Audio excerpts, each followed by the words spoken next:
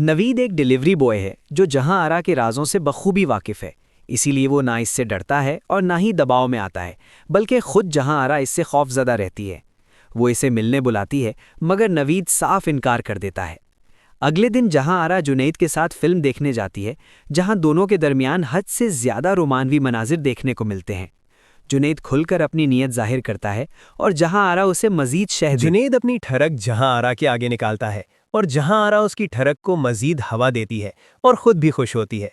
जुनैद काफी ज्यादा छिछोरा भी लग रहा है और जहां आरा के सामने वो बहुत छोटा, बिल्कुल एक बच्चे जैसा महसूस होता है।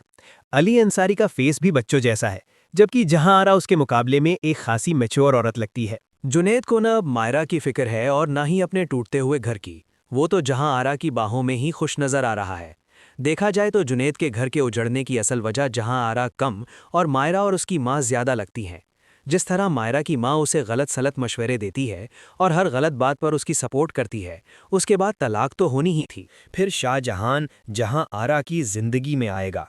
इसके बाद जहां आरा के कई छुपे हुए राज एक एक करके सामने आ जाएंगे। फिर उसे शाहजहान की मोहब्बत मिलेगी और वो अपने शौहर से तलाक लेकर शाहजहान के साथ चली जाएगी। इसके बाद सब लोग शुक्र अदा करेंगे कि एक बहुत ही फसादी औरत इस सोसाइटी से चली गई।